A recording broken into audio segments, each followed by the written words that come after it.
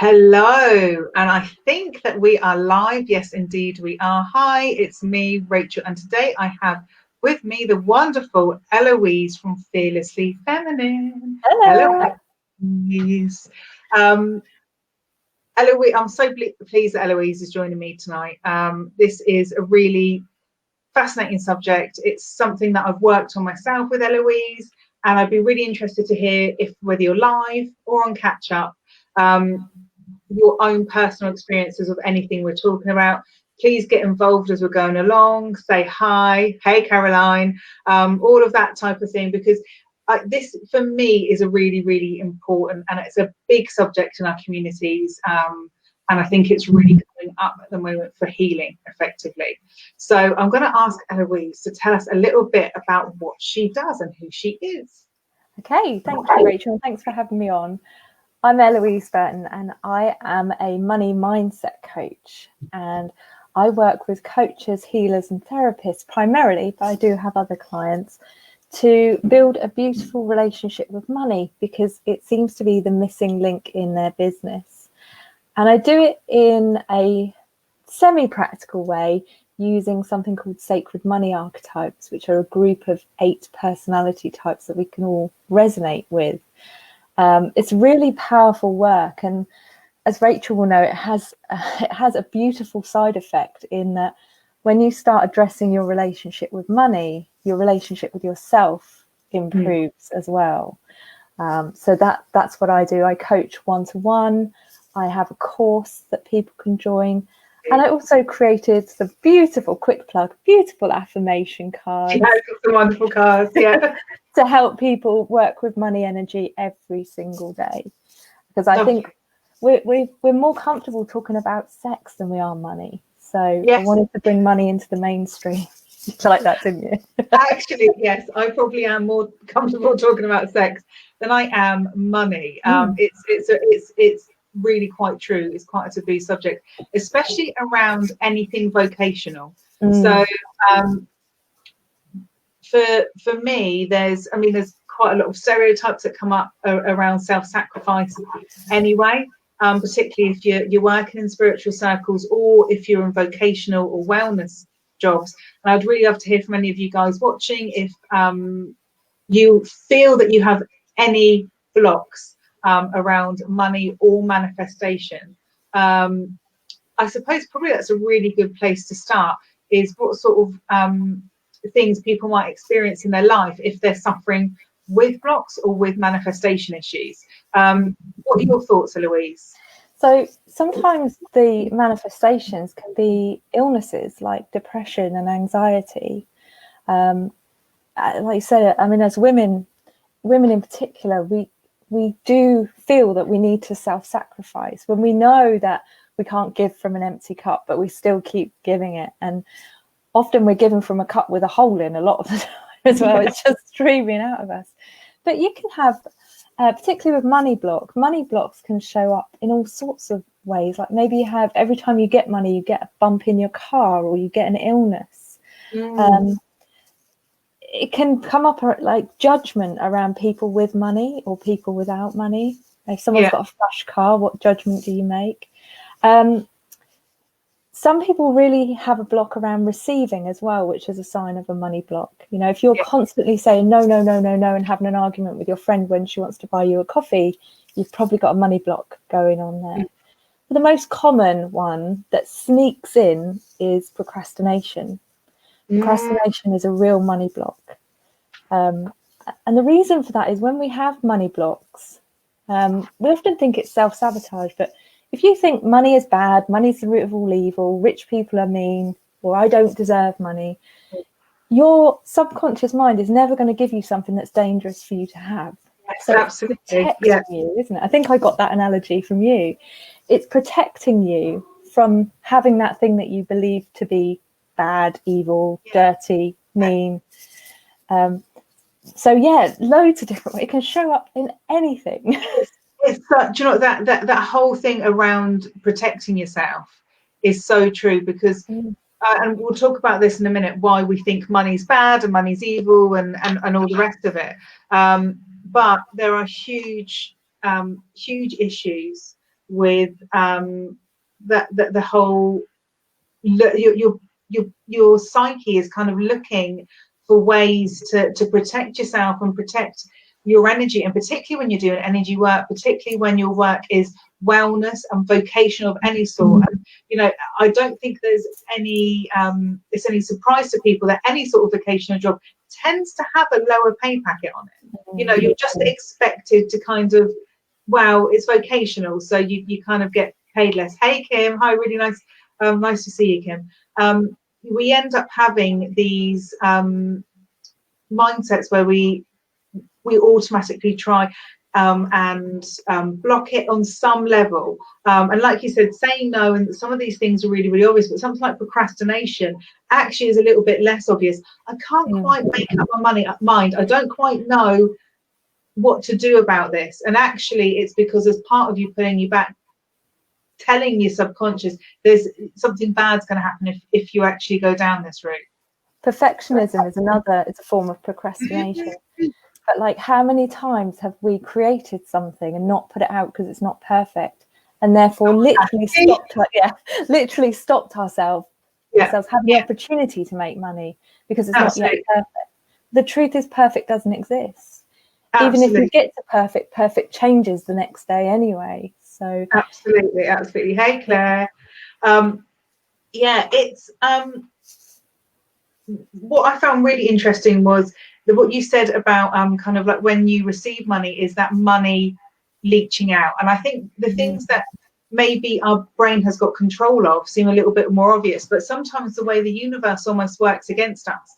And if anyone's worked with law of attraction or understands how law of attraction works, is that you're working on a really deep level to try to understand the mindsets that you've got and how they affect your day-to-day living and how they affect your lifestyle. So if on some level you've got a block with money, even if you decide to say yes every time you receive money, you decide to make firm decisions because actually I know meant that I need to get over that. So I'm going to make sure I say yes to money. But then when you get money in, the universe going, oh, actually you really don't believe that. So we're going to take that back because that's going to keep the balance that you need.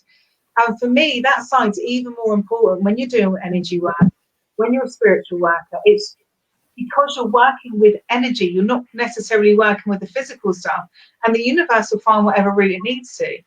Yeah, and what I found with healers, therapists and coaches, the majority, not all, the majority of them tend to be sacred money archetypes who have a real love-hate relationship with money. So they know it's needed, but then they feel guilty for getting it if they get it.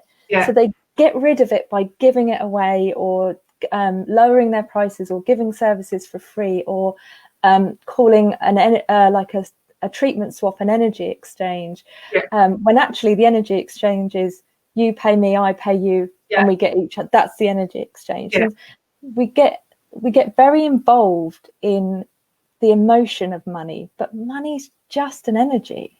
It's just an energy. It doesn't have emotion. We attach it, so we make it hard to come by. We feel guilty when money comes to us, and we just end up, there's several sacred money archetypes that just literally get money and push it away, and they actually are attracting people who need the money from them. So they're vibrating at a level that attracts people who will take the money from them, if you see what I mean. Not in a bad way, could be in a bad way, but you might say if you won a prize and you got £5,000, you might, if you're vibrating on the wrong level, you're going to attract someone who needs that £5,000. You feel guilty because you've got it, so you give it away. It's a hot mess sometimes, and it's a hot sticky mess. It really is. It really is. And I find that healers, therapists, and coaches really struggle with that. They have this guilt because they love what they do, and we're taught that work should be hard and boring and should take all hours. And so we've got so much proof that we've got all this proof that people in society have told us that actually when it's easy and it's fun and we actually get energized by the work we do, we feel guilty. You know, it's such a good point. That was something that I can't remember how many years ago now. I was like, hard work ethic is fucking killing me. I'd gone from literally doing hard work, as in it was work I didn't enjoy, but it It paid the bills, and it paid the bills well. And I decided to turn my life towards spiritual work. And I started to make certain adjustments. Like, I realized I was working too many hours, so I put my prices up slightly, and it reduced down my amount of clients, but my money stayed the same. So, you know, things like that I did. But I still managed to drive myself into a big black abyss, because what I did was, I still had that attitude that, and we're raised with this. I don't know how many other people are raised with this attitude as well. It's hard work. And for me, there's a lot of other ways that you could describe work. If you want to be diligent, you want to be clever about the way that you work, you want to be savvy about the way that you work, and all of those things ring true to me. I don't want work to be hard. I want to enjoy my work, and I think really for so many people, that's the biggest sort of tune in, is actually we want to enjoy our work. And so many of us do this type of work because we enjoy it, and we genuinely want to help other people, but at the same time we're making it hard. Like, you know, that it's a complete, you know, something as basic as getting your head around that, I think, kind of makes a big difference. Definitely. I mean, I had a massive money block around, I had to work hard for money. It couldn't be easy. I took a business from $0 to $150,000 in less than a year, working 5 minutes a month. I've never had so much anxiety, money block. I didn't know it was a money block at the time. I didn't sleep, and I need to sleep. I need 8 hours sleep. I just had this stressed out feeling constantly, and I had to shut it down. Even though it was making money, it was on track to go really, really well, because money should be hard work. That was the block that I had. Yeah. And interestingly, now the months that I make the most money are the months that I've done the least work, and I have to really work on trusting that. That is fascinating. It's fascinating, because surely those two things don't equate together. That's the mindset that we're raised, and it's certainly like the mindset that, you know, my parents passed on to me, and we've got to remember that they came from generations where work was hard, where you didn't necessarily get to do what you wanted to do with your life. And actually, we're living in a completely different society now, where we can pick and choose what we want to do to a greater extent than we used to. And you know, my dad working 2 jobs, or working every single piece of overtime he got, or my grandparents certainly doing really physically hard jobs down the docks and things like that. That, you know, my mum's family's Irish, and a lot of that was kind of like scraped together. You know, they would wheel and deal and do whatever they needed to do, beg, borrow, and steal, to you know, to put food on the table and to pay their bills every month.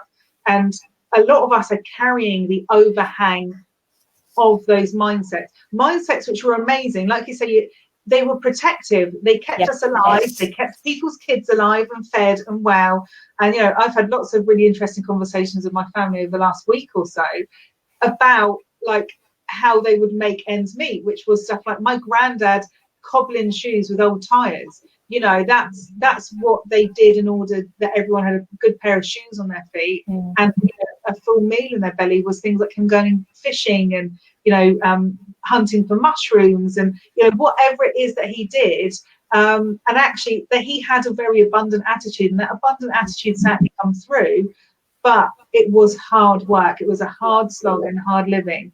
And, you know, that's only for me. That's that real hard living, which is my mum was born into that really hard living. I'm talking Angie's Ashes, if anyone's kind of familiar with the film or familiar with the book, that type of a level of upbringing. That's only one generation for me. So there's actually, mindset-wise, a lot that we bring through generationally that you kind of have to end up making yourself aware of.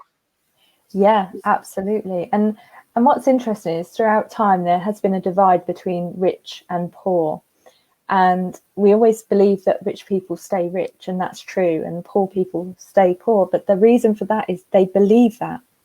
You know, they believe it, and rich people aren't attached to money the way when we struggle, we learn to attach negative emotion to money.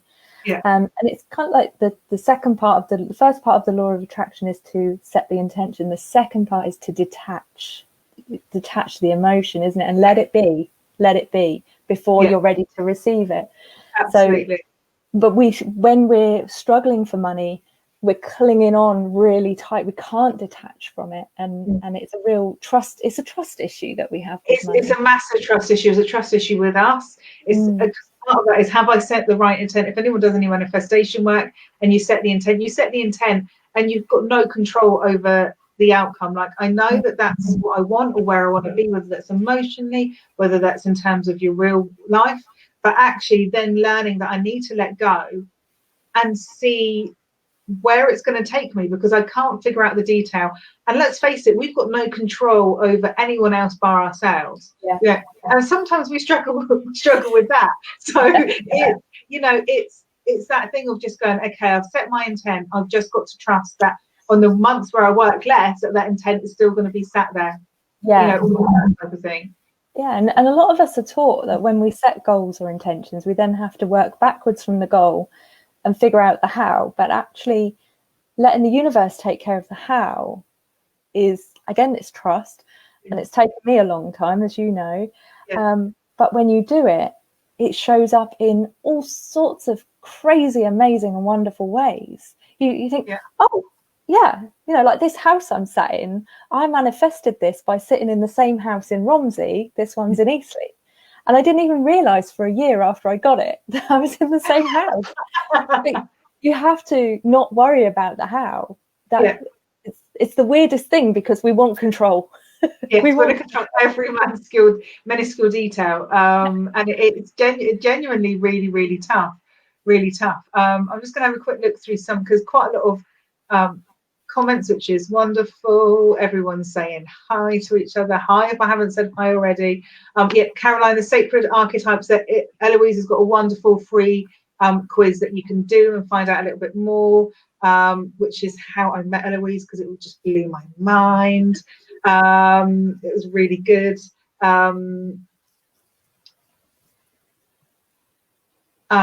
Thomas said, when we appreciate and value ourselves, we attract more abundance. That is absolutely true. The more work and healing we do around ourselves and around loving ourselves, the more we know that we deserve a certain lifestyle. And we're not asking to take over the world and to be the next president of the US. What we're asking for is actually a comfortable lifestyle for us and our family. And we deserve that. You deserve to have a comfortable lifestyle, especially in the environment that many of us live here in the West. There's no reason why you can't. Claire's saying she woke up one day thinking, I made money for others, I needed to make it for me. Yeah, absolutely. It's some of us find it really easy to manifest for other people, and we struggle with that. Lots of lovely agreement from Nikki, and again from Claire. Manifesting for others, that is a sign of if it's money or abundance, could be an abundance block. If you're manifesting for others, you are magnetizing that intention towards you. It's getting blocked. So there is a block there. I've got a client who's manifesting huge sums of money, but it's going to her brother, her mother, her dad, and she's like, when's it coming to me? And we're working on her blocks for that. But absolutely, that makes total sense. The block isn't me making money, the block is me having the money. Receiving. Tom has also said that we do have control from a higher perspective, and absolutely, whenever I do, particularly I do it on the candle magic workshops, you're connecting into your higher self. The guidance is coming from your higher self, not from you. So you're engaging that highest point, and you're engaging the real world. And when you engage both of those things, in terms of like using, whether it's candles or crystals or whatever it's you're going to use to kind of set that physical real world intent, you're bringing both of those in. And for me, it's really important to kind of ground off that energy. Yeah, absolutely. Thomas said that money is only one symbol of abundance, but absolutely we will do. I do want, the reason why I'm focusing on money, Tom, is because there is a massive block for spiritual people specifically around money. I think a lot of us end up having our head around, actually, I'm happy to accept free food or free meal or from my friends. We find that a hell of a lot easier to get our head around. And when I first moved into this property and my husband decided to go self-employed and we didn't have any money, the first sort of autumn harvest season, my next door neighbour had his allotment and his sister's allotment. His sister was giving up the allotment at the end of the year, and he had so much leftover fruit and vegetables that I didn't have to buy any fruit and vegetables the whole of that harvest season. So I might have somebody else like Claire, who's on here. She has often gone, I've got a box of veggies. Do you want a box of veggies that she's picked up? So for me, getting that in terms of other types of abundance, absolutely, that was easy. That I can easily get my head around that.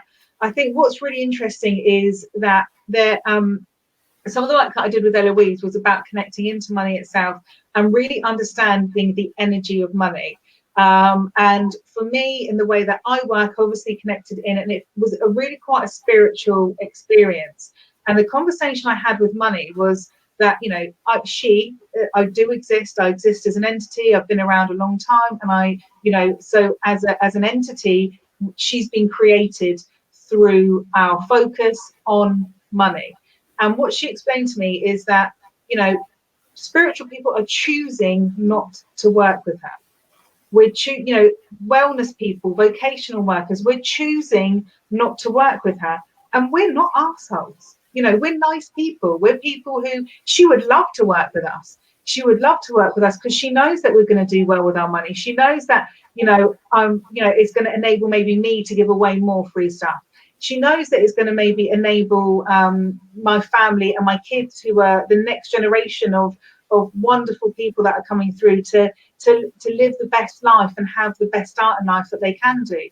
She knows all of that. But if I don't want to embrace her and I don't want to work with her, she's going to work with the next person that does. And some of those people are going to be good, and some of those people aren't. Some of those people are going to be, the psychopaths of the business world, who it's wonderful, Tom, who want to bring in, they want to bring in whatever they're going to get. They're just going to get, and they're happy for anyone to be damaged, lie, kill, whatever they need to do in order to get the money that they need to get. And there's people like us who are really good people who actually could do a huge amount with money. And I don't just mean for serving other people. Like I said, it's all about serving yourself as well. And that for me was a really big eye-opener. I never looked at it that way. I never looked at, in choosing not to work with money, in feeling that ickiness and allowing that ickiness to sit there, I was never going to do everything that, not only that I could do, but that, and maybe help more people with my work. I could buy a better website. I could buy better marketing. I could allow myself to be seen more by using money and working with money, help more people, all of that stuff rolling forward. But that was never going to happen if I sat in that ickiness, if I just sat there and worked with that. And it was really icky for you, wasn't it? It was genuinely really, really icky. It's that thing where I knew that I had to have money, but it was like I had to. It was like, I have to use it. I have to work with it. I've got no choice but to work with it. It didn't feel like a relationship that I wanted. It felt like a relationship that was forced on me due to the way that society is built. And in viewing that relationship differently, it's completely changed. It's just completely changed everything for me. And my work feels a hell of a lot easier as a result. Yeah, it's very powerful energy to work with, and like I said at the beginning, that when you take care of yourself and you love yourself, abundance comes. But the opposite is true as well. When you learn how to attract abundance, your self-care and your self-love, just your self-confidence and your everything just grows, doesn't it? It's a beautiful side effect of this energy, for sure. It genuinely really is. It really is. I'm just having a quick look at some of the other topics. And something that I really wanted to cover was a couple of things, was groundedness, but also, a lot of stuff around maybe previous life stuff that might come through, which is obviously a fascinating topic. And also around, just read it and it went out of my mind because I've started to channel something else, which is always helpful. The self-sacrifice, which is perpetuated by the church, which is, and by traditional people in spirit, and how that's perpetuated even after people leave the church, how that attitude is so ingrained in us that we apply that to all spiritual work. And what's really interesting about that is that obviously years ago, before we had money and before we had a society that ran on money, you would have been the local healer, the local druid, or whoever it was. And this still happens in societies, particularly in the East, where the spiritual communities are physically supported by the local community, where they make food and they bring food to them, where they donate money, etc., etc. And when we look at a traditional maybe priest in this country, a priest will have his home, a priest, or in the Catholic Church, a hymn I'm referring to, it's my background, will have his home, and he'll have a wage, and he'll have people to help him. Those people within the church might be volunteers, but he'll have other people around him who will be helping him. And that's obviously funded by the donations that people give to the church. And what I think is really interesting is that as people move away from traditional church backgrounds, traditional religious backgrounds, and move into similar types of work as what I do, is that we personally take across that attitude of it's vocational, so I should be earning less money. But also other people perpetuate that in terms of, spiritual gifts and gifts of the spirit and healing and all of that sort of thing should be free. I think it's interesting how it's not just the healers that bring it across, but the people that use the services often as well. I think, it's not something everyone can do. So anything like that, the work that we do has ripples, it has value. And that value, those ripples, for a lot of the work that gets done, doesn't just happen in the hour that you're with them, or the day after, or the month after. Sometimes you can be rippling out into generations, into the future, one shift. So that's worth something. Yeah. What I notice with clients is the more they pay, and I don't mean like extortionate fees, but the more they pay, the more they're committed to, and the more open they are to getting results from you. Yeah. So there's a real correlation there. If we give our services away for free or cheap, it's lovely, but are our clients invested in getting the results? Are they open to receiving those results, or are they just saying, well, it's worth a try for 20 quid or whatever? Do you know what I mean? Yeah, when they pay more, they're like, I'm here, I'm ready. Their mindset's different. Absolutely. Yeah. And that energy, that level of exchange is much higher, going to you and coming back from you. It's beautiful. Absolutely. It's and that's something I've kind of learned over the years, and that's something that I continue to work on. Interestingly, I think a conversation that I'd had with you, which was about I'd like to give more stuff away for free. There's actually a limit. There's only a limit to how many hours I can work and how much I can do for free. So, I do stuff like this. Like I do the lives, I do the healing sessions. So there's a huge amount that I personally do free, that if I didn't get clients to pay, that I couldn't do this work. Yes. That's part of it, And clients pay enable you to help. We want to help everyone. That's just the type of people we are. But we can help everyone. But we need to have clients that pay to help us help everyone. Absolutely, to charge a decent amount rather than charging the minimal, and feeling bad and feeling icky about quoting prices. I think a couple of times at Claire O'Dell we've had a chat, and she's gone, "Oh, I'm so sorry, like it's going to be this amount," and she does that that little emoji, and I'm like, no, don't apologize about charging. Like it's okay. I expect to be charged. I want to be charged. Like, don't apologize for charging me money for it. Claire's, but she concurs. So it's fascinating, really, how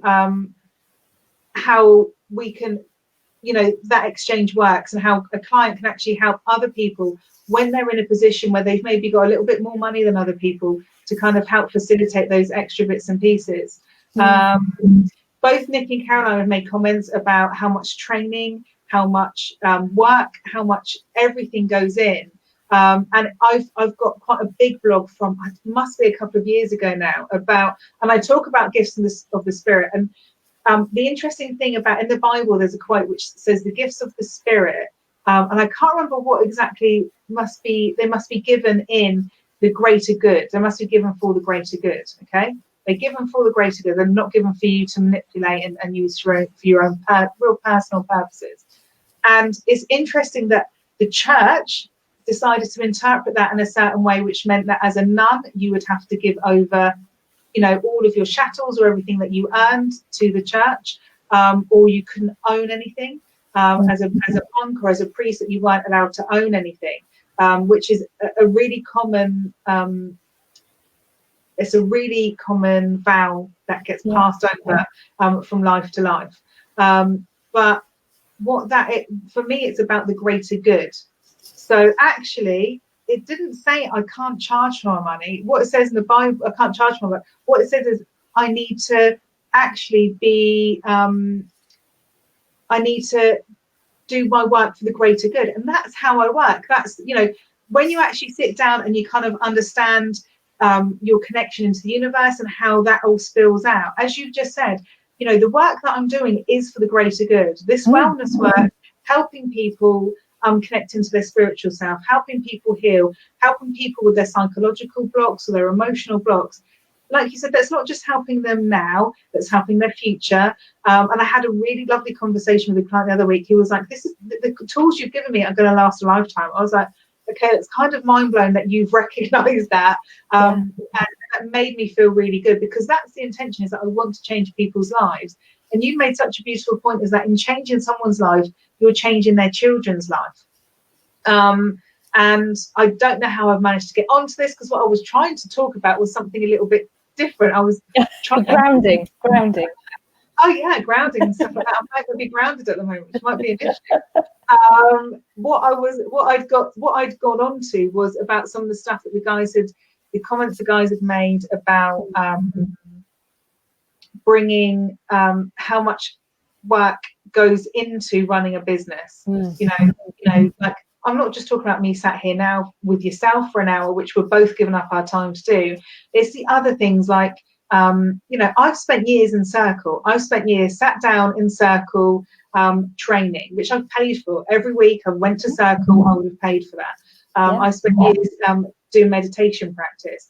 I spent years doing free readings as practice to get it up. I spent years doing £5 readings and £10 readings, which I can assure you paid for the table at the fair and nothing more. I didn't go away with a whole load of money. I remember the first time that I did a fair, and Dylan was small. I'd been doing the work that I was doing about 7 years, and I came away from a fair with in my pocket, I think, about 150 quid. And that was the first day that I'd made what felt like some proper money for me. And I was really, really pleased with how well I'd done and how busy my table had been, and I had people queuing and that I couldn't see everyone. And it really proved to me that my gift was needed and wanted, and that my outlook and the way that I was looking at my readings and the way that I was working with them was the levels that people wanted to work at. That for me was a really big eye opener, that the work that I do is wanted and needed. I think is understanding that and appreciating yourself and loving yourself for that talent. Absolutely. And your uniqueness around it, because we are all unique, and even if we offer the same services, we do it in our unique way, our history, our ancestry, our training, our thoughts, our future, everything impacts on our uniqueness. Do you know what I mean? So, I've had an amazing reading with you. It would be very different, even if it was called exactly the same thing with someone else. It would be very different. Your uniqueness is invaluable. You can't put a price on that. And absolutely, I think that makes sense in terms of attracting the right clientele. Don't try and be like a different reader. Don't try and be like a different healer. Don't try and fit yourself into a box, which means that people are more likely to, in your head, buy what you've got to buy, because it might take you a little bit of time to figure out where your people are, but when you find your people, it's great. They'll come back to you time and time again, because they know that they know that you're going to work together easily. You're going to work together like that. And I think that's a really important thing, is actually the more you step into yourself as an individual, step into your own personality, wholly love and accept yourself unapologetically, flamboyantly yourself, so everyone can see it. It's you're going to attract the right people in, rather than going, oh, I like the way that somebody does that, and actually I'm going to ape it. You can't copy it. So look at other people for inspiration, but you have to be yourself in this sort of thing. And I think a lot of that comes with confidence as well. Absolutely. I mean, I stifled my creativity, spirituality. See, I'm doing it already. Spirituality since I was 17. I've stifled it deliberately. And when I first started coaching, I was like a practical coach. I come from a senior quality assurance background, so everything's practical and logical. But when I started leaning into my spirituality again, it came back like a flood, as you know. But not only did my coaching work become more successful because I was leaning into who I really was, my practical quality assurance stuff that I was doing as well, that became even more powerful because I was being spiritual. So like the most logical type of work, I became even better at it when I allowed my spiritual gifts to come in.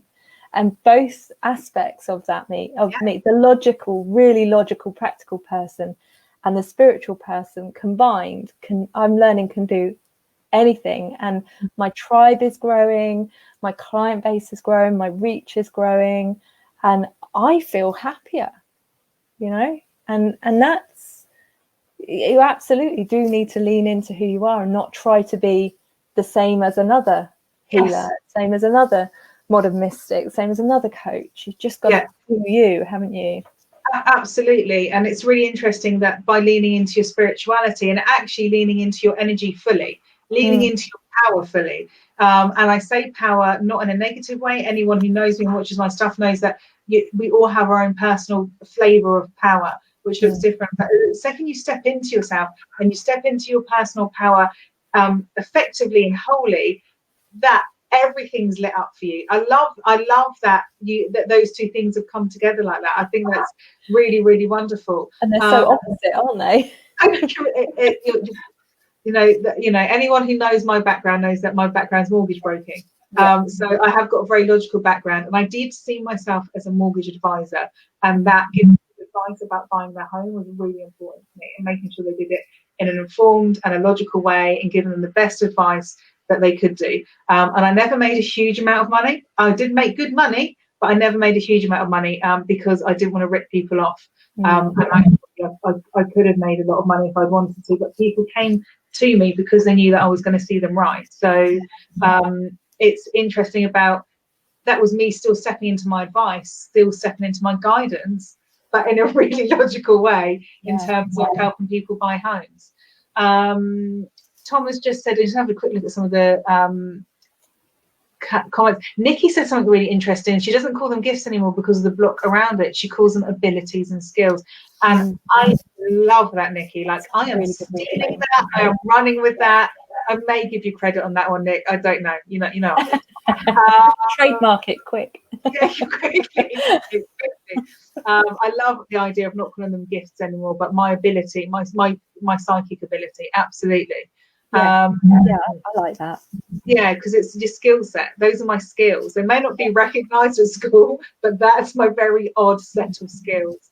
I want to go into a Liam Neeson phrase then. My particular set of skills, I won't go down there. Thomas said that he's looking at his own beliefs around money, to spend it responsibly, and it almost feels like an obligation to use it in boring and unattractive ways. And he's noticing that was a childhood thing that he was raised with. He's almost not free to choose how he spends it, that's a really interesting thing, because actually money can be an expression of you. Money can help you express a certain side of your personality, and it actually can be very creative, because it is just energy. But money is just energy. As you said earlier, it's nothing more than an energy exchange. And it's just a really effective way of depending on your outlook as to how we value things in society, which is a whole other discussion. That is an energy that we use. So if you stifle that energy, you're actually stifling your creativity. Your creativity is linked to your spirituality. So actually, Tom, I think if you did some work around that, you're going to find that your work is going to completely take off, because you're going to be investing in that creative outlook in a completely different way. I've got a top tip for Tom and for anyone else, actually, is whenever I get money in, I allocate a percentage. Percentages are really good to work in our line of work, because we don't have a salary per se. So I put a percentage, and it's a small percentage, into a pot that I have to play every single penny off. Like, last month I had £50 and I had to play every single penny of that, and I had to spend it on what stuff, and if it was still there at the end of the month, to be fair, it's gone by day 2 normally.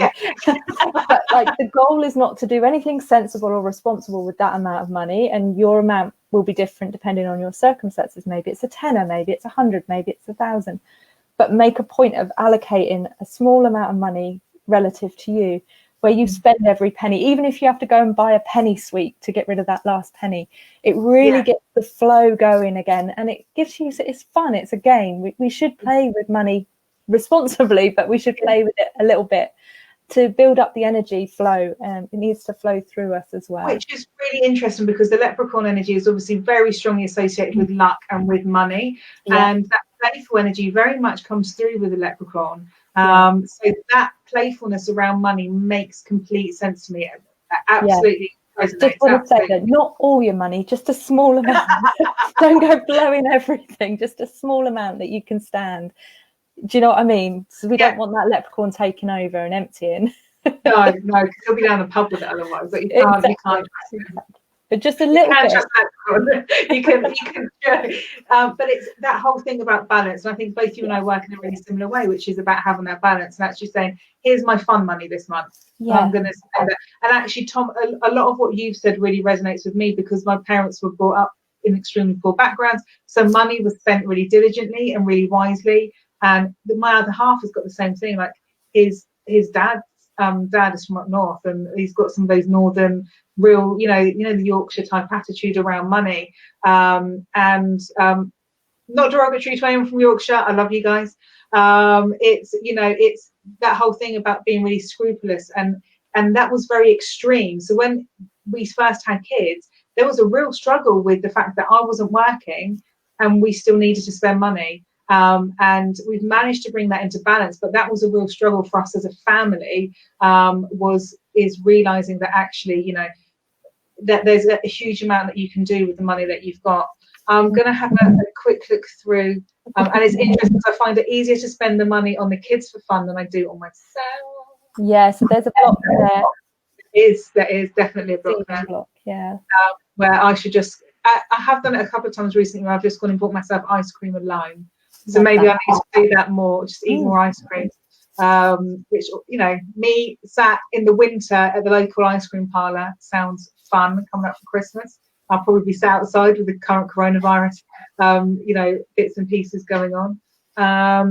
Nikki has said, with our line of work, there is also a big attachment to the money for the service, being validation that the work is good and needed. And actually, I think you're right, Nikki, it's stepping into that fact that I'm not apologising. I don't have to explain myself. I don't have to prove my work to you. My work works. This is all true. This is all real. If you don't live in my reality, that's fine. I don't need to prove myself to you. And actually not looking for that validation from money as well is really interesting. Is equating the money with the validation and all of that type of thing. It's really interesting. Nikki said she really struggled to order something for herself this week. I get it. Like, I bought bras recently because if any ladies know, there's not too many crystals in your bra, and they tend to go after a little bit. And I was like, and I kind of asked my husband for permission. He was like, "Don't be stupid. Like, it's you know, this why are you even asking me? So there is a block clearly that I need to work on. So I had that one crept up for me. It was earlier this year, because they do creep up. They're sneaky buggers, these money blocks.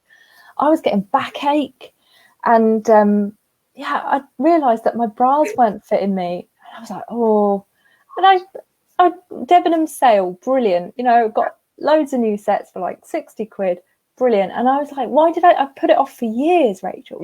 Years. Why have I done that? It's actually, that to myself? I think there's also maybe linked into the feminine thing, and maybe linked into, I think there's a whole load of layers in with that as well. And I do think women hold on to their blocks probably easier than men. I might be completely wrong, and I would love the guy to argue with me about that, but I don't know if that's true. If you end up spending the money on your children rather than yourself, I don't know. That's that self-sacrifice thing again. We're taught to put everyone, like our husbands, our kids, our friends, everyone before us last. I read a book the other day that men address their needs straight away. We only address our needs at the very last moment, like when it's desperate. As women, it's like our brains are wired differently, and that's really true. We sacrifice everything until we're desperate. I wonder if that's very strongly a societal block. Like we know that there's lots of, in terms of readdressing the gender balance, and I'd be interested to know, especially if there's men who've maybe been brought up with that self-sacrificial attitude. I don't, you know, if you had two parents who are very either very demanding or very self-sacrificial, I think that might sort of push you down that route. But I think it probably is more of a societal thing where, as a woman, you're expected to put yourself last. And even talking to other women about how I work with women, and in a certain way, which isn't that the woman is the strongest person in the household and has to hold up the household, that actually you should be working in a partnership. And a lot of people, women, particularly like of my mom's generation, have got their head around the fact that actually women aren't the weaker sex, that women are the stronger sex, you know, whatever it is that they've got their head around. But in thinking that they're stronger, they think they have to hold up everything, rather than realizing that actually no matter what your partnership looks like, that sharing that burden and sharing that responsibility around other people is going to bring you up. So it might be that as a woman you're kind of resonating with some of this, or even as a guy you're resonating with some of this, and that whole independence thing, and that whole I've got to do this by myself, I've got to, if I don't do it, nobody else is going to do it. Those types of attitudes which I think come through you know, quite strongly, which is, I think, links then into the manifestation, where you end up putting yourself last, and maybe the reason for doing your work or the reason for doing your business is more to do with providing something for the family, as opposed to providing something for yourself as well. Because for me, my work is a total expression of myself. Like when you guys do anything with me, it is me on a plate. You're literally just me thrown at you. And my work is an expression of me. So maybe more of us women or men who've got that self-sacrificial attitude, putting themselves in that position of ensuring that their work is done for them and gives them pleasure, as opposed to ticking boxes. Yeah, and that takes some work. It's deep work, but it's definitely worth doing, as we all know. It's not always comfortable though. Nick, Claire said, leaning in, you attract the right beings. Laws of attraction. Yeah, absolutely. Nikki's copyrighted it. Damn. You haven't got a TM mark. Nikki's been channeling Liam Neeson alongside me as well. I'm loving that. Claire said her fund is £2.43 at the moment, but it's all hers. Interesting. Caroline said about saving, topping up the credit card by actually putting some of your earnings to one side. So she really likes the idea of that. Now there's I've got an abuse of Claire about the auction thing, you know, so sorry, Claire. And Nikki's just thrown in the Scottish card as well. Now, that wasn't me, that was Nikki who's thrown in the Scottish card. So any abuse needs to go to Nikki.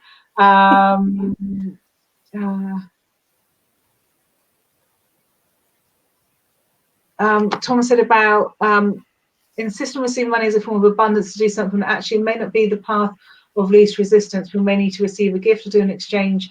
Yeah, absolutely. And I think it's that thing about making it a judgment call. Don't shy away from the money. Don't. Yeah. And for me, doing an energy exchange always did feel a lot better than going for money. I've got rid of that now. I'm just as happy to accept money as an energy exchange. Because I quite often would do an energy exchange for something that didn't necessarily benefit me. It just ended up feeling less icky doing it that way. But I think absolutely that the path of least resistance for me is the path around the chaos. So the chaos is everybody else's crap, and the path of least resistance tends to be your guiding way. So if you're both if you know, you depending on what value you put on stuff. I do tend to, unfortunately, when I do energy exchanges, be on, unless it's with certain people who are in the same mindset as me, I tend to be on the back foot. And I can think of doing some really expensive Reiki workshops for some really poor energy exchanges. I've done that a few times. I'm happy to do it. I'm still happy that happened. But I'm not great when it comes to energy exchanges in terms of saying, actually, what you've offered me isn't worth anywhere near what you're getting from me. So yeah, the energy exchanges for me, I need to kind of have a handle on it. Yeah, and I think, you know, I advise my clients when they do energy exchange, even if they're charging each other the same amount, that they still pay each other. Yeah. If you charge £50 and I charge £50, we exchange that money. Yeah. Because it takes away any resentment or disconnection. Yes. You know, and if the service you're offering is higher value, then I pay the higher value and you pay me for my lower value. Yeah. It just keeps the energy really, really good and the vibration at the right level. That makes total sense. I think probably paying with money might keep it simpler for a lot of people in terms of getting over their blocks and getting around their blocks. Yeah. I think that makes total sense. Nikki's brought up a really good one, which is about women not being allowed money of their own and property. So for me, that very much comes through on probably the ancestral matriarchal lines. Yeah. We've got DNA somewhere in there, which is telling you that you shouldn't be owning and that you've got to give that stuff up. So alongside some of those other previous life things that I mentioned, absolutely women not being able to own, effectively being a chattel of their husband, all of that type of thing will come through if you do any previous life work around it, and you can absolutely do previous life work around this stuff. Definitely, there's a lot to be done, because there is a lot of you know, just, I mean, us not having money was in my lifetime. You know, I was born in the 70s, where women were still expected to stop working when they got married and have children. So there's a lot of self-sacrifice there that, you know, it is new to us. I mean, we weren't even educated until a few centuries ago, you know. We can't educate women. Take over the world. Yeah, I know, right? I wonder what they're trying to stop. but no, it's something that we've got to learn, really got to learn to be okay with. It's money, it's an energy. Kin's sort of said a biological driver, which I don't know if I buy into, because although women would have had the babies, it would have been a family thing, and it generally would have been based on your age as to whether or not you went out and hunted. If you were young and fit, you went out and hunted, whether you were male or female. That absolutely would have happened, and there's massive evidence within Celtic society that women held just as important role until sort of the latter years when the Romans started to come across. So I see that there might be a biological thing in there.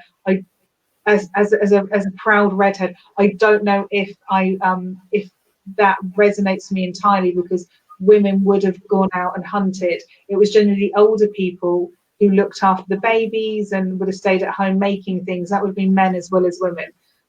You know, there comes a point, and when I look at even my own dad, and he's had to step back and realise that he can't be the great big huge strong man that he was before, that actually it's now his time to sort of sit down and take a back seat in terms of driving the family, and it's us, the children, who actually are the ones who should be at the forefront of running the family, no matter how that looks. So I I take part of it, but also there's part of me that doesn't take that. So see where you're coming from, Kim.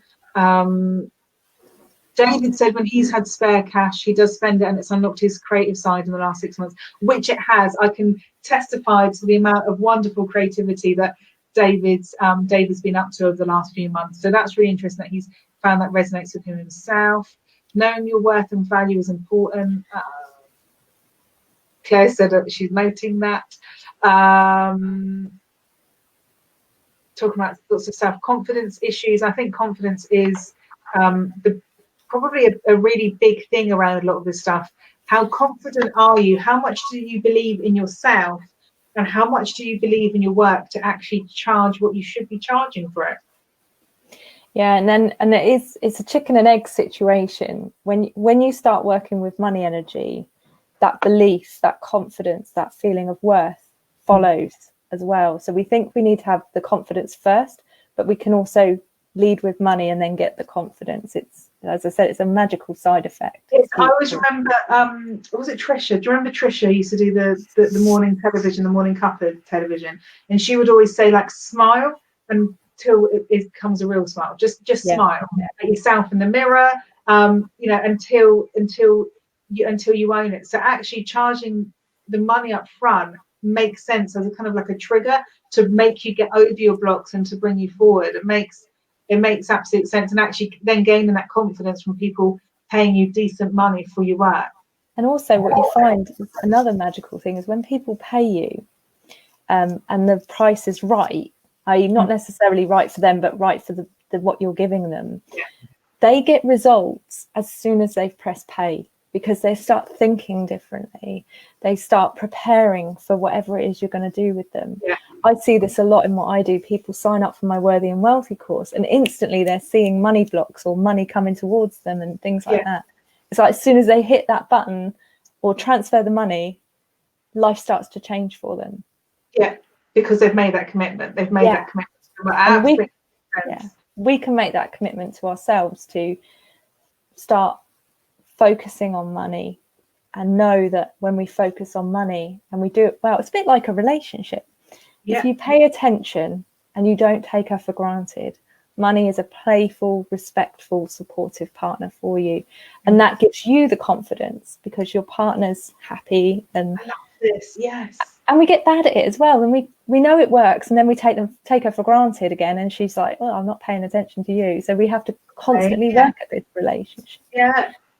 No, I love that, because I think so many of us do struggle with support, and I think when we look at some of the symptoms that we get from maybe not being grounded, such as unstable relationships, unstable home lives, all of unless it's something that you want, unless you're happy, vagabonding about, and bless you, there's lots of people that are happy to do that.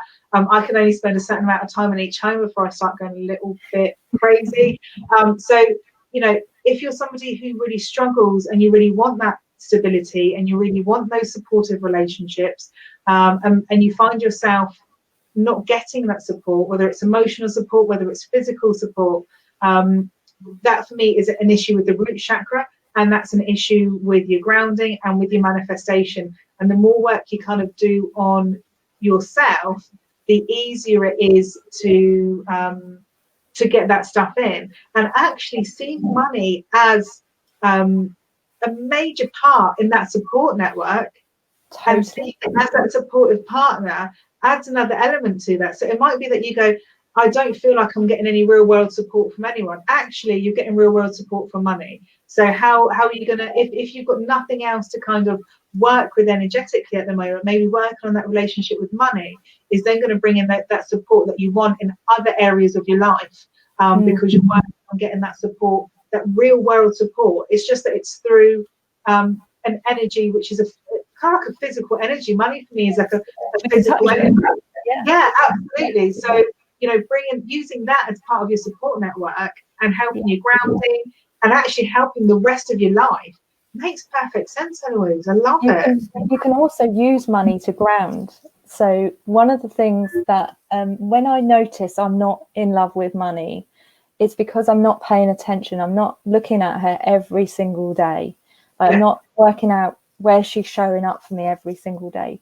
So that is a grounding exercise in itself, to every day just go, how did money come in for me today? And the more you look at it, the more it turns up. And someone mentioned earlier about other things, not just money. One of the things that I teach is money doesn't always look like coins, notes, numbers in your bank account. It could look like a coffee. I think I said this earlier, a coffee that your friend bought you. And so that's, maybe it's £3.65. I don't know how much a coffee is these days, but that's £3.65 that money came to you in a different format, but it came to you. Maybe you got a refund, but that money came to you. Do you see what I mean? So you can use money activities to actually ground you as well. I love that idea of actually like totting up and saying, you know, that coffee was worth this amount of money. You know, that pumpkin that somebody might have given me earlier on, Claire, is worth X amount of money. You know, so that's physically come into my life. And you know, the universe is cheeky sometimes. You might order a check and it just sends you a new sofa instead. You know what I mean? It just likes to play games sometimes, but we need to see it, and obviously gratitude is a very important part of that as well. But you can use money to actually ground by paying attention. I think, as you've just said there, keeping an eye on your money and seeing where it's come in is in itself an act of gratitude, is in itself going, this is, thank you, universe, today I've had in this, and this. I didn't expect that. That's come out of nowhere. I've managed to get a refund on that, you know, and actually noting it's in itself. And if people do any daily gratitude routines, actually incorporating that into a daily gratitude makes such sense. I mean, I just come to mind, like I haven't always known about all of these things. I remember the days when I'd put my card in the pay machine at a shop and like half, you know, everything crossed. I haven't got another card with anything on it. Do you know what I mean? And just praying it would go through. And that was a sign that I wasn't connected to money at all, that I was pushing it away, that I wasn't grounded and dealing with it. Because it's scary. It is scary when you know, saying look at your money every day sounds really easy, but it can make people feel physically sick. And that's a beautiful thing, because it's showing you a money block. But we then need to work on that. I know people who would feel like that when looking at the money every day. Absolutely. Terrifying. But the beautiful thing about it is, when you know what the situation is, even if it's worse than you think, you actually gain that, you're more grounded in it, because you know what you're facing now, and that's a relief in itself. You know, it's like you have an element of control now. Jackie's just saying about she got some free sessions the other day. She got $10 off a session for herself with someone unrelated. So it's, you know, it's those things where actually that's money in my pocket. Claire saying the child benefit, she always forgets it and she loves it when it comes in. Nikki managed to get 5 kilos of sodium bicarb for the price of 2.5. I'm guessing that they sent you twice as much as you'd ordered, Nikki, which sounds fab. I love it when stuff like that. Caroline loves the relationship. Nikki's amening. Nikki's in the choir, which is fabulous. It's I love the idea of that. Absolutely right. Has anyone got, I think we've probably come to the end. Has anyone got any other thoughts, questions, theories? Not anything too random, please. My brain has stopped working. So throw in anything random, it's fine. I'll just channel you in a response. Nikki's just said she's been offered free sessions from other people and hasn't taken them. Fucking take them, Nikki. That's interesting though, because if you'd paid for them, you would have taken them. You'd have valued them more highly, and it just shows that low price and free, often we don't see the value in it, even when there is value. That's a really, really good example. It's a really good example, and actually, Nikki taking people up on those sessions is going to kind of like fill her abundance, because that's, you know, it's going to work in a different way for her. And noticing the abundance, the value. Claire got a free scooter. Oh God, Claire, I'm sure you're Irish. Like, how the hell did you manage to wangle that one? It just sounds like a joke from my family. Right, I think that's it. Have you got any other thoughts before we go, Eloise? No, I haven't. I think we've managed to cover a lot. My things are ground into it by checking your money every day, see where she's coming in, be grateful for everything that comes in and notice it, even if it's in disguise, and where possible, set the intention and detach and be ready to receive. Love it, love it. There's Eloise's website. I will pop it in the comments as well, so if anyone doesn't want to like write that down, they just want to click, you can click. So Eloise has got a fabulous free quiz where you can find out your money archetype, and that in itself I personally found unbelievably enlightening and exciting. If you want to book in with me for anything, you're more than welcome to. That's my readings link up there, but that's the web page, one-to-one sessions. And Nikki and I also run a weekly group. So if you have enjoyed this evening, Nikki and I do this kind of thing once a week over in our group, Real World Spirituality. So Nikki and I would love to hear from you. Eloise would love to hear from you if you'd like to book in. Anything that you've got coming up over the next couple of weeks, Eloise, that you want to let everyone know about? So I'm busy planning a masterclass in money. It's going to be a deep dive. Normally I do a shallow dive, and I'm going to do a deep dive in that. So if you take the Sacred Money Archetype assessment, you'll get details of that. So yeah, that's coming up, and always busy working on courses. Yeah, you are. I love your courses. I love your work. Thank you. It's genuinely really good. I work on this stuff myself, and I'm really particular about who else I get to work with me. And I just knew Eloise's energy and the way she looked at it was off the scale from the second I spoke to her, and I was quite like questioning, and she was really good at my questioning, So she's fabulous to work with, and a very grounded individual as well. You are. And next Friday, I think, I don't know which order I said that I was going to do stuff in, because obviously I've got no short-term memory at all. But that it is because I'm not grounded at this very second. Next Friday, I think originally planned to do a channeled message. Next Friday instead, I'm going to be doing a healing session, which is going to be around some of the ancestral stuff that's coming up at the moment, because I want to link it into the last dark moon of Halloween, of Halloween, of All Saints, of All Hallows Eve, of all of that stuff. So that's because I want to link it into the last dark moon, because it's the dark moons around the season that are really powerful. So I want to do that ancestral work next Friday. So if you're interested, please pop along for next Friday. And the week after, I am going to do a channeled message on the third Friday instead. And I have got a feeling, which I think came up before and has now been reconfirmed to me, my channeled message is likely to be a conversation with money, which will be really interesting, because she's a the spirit that appeared to me as this embodiment of money, she was pretty fabulous. So my channeled message is a week on Friday likely to be, it might be from more than just the spirit of money, it might be from somebody else instead. But if you're freaked out by that idea, come along. If you like the idea, come along. So there's no reason for you not to turn up. So the next couple of Fridays, I've got some really fab stuff planned. If you want to watch it on catch up, watch it on catch up. If you are watching on catch up and you want to put a comment on, and you're watching it, this on the YouTube channel, which we uploaded later, I would love you to make a comment and just let me know how you found this evening. Right, we are going to go. I will see you guys later. Thank you so much for joining. Thank you guys for joining in. Bye.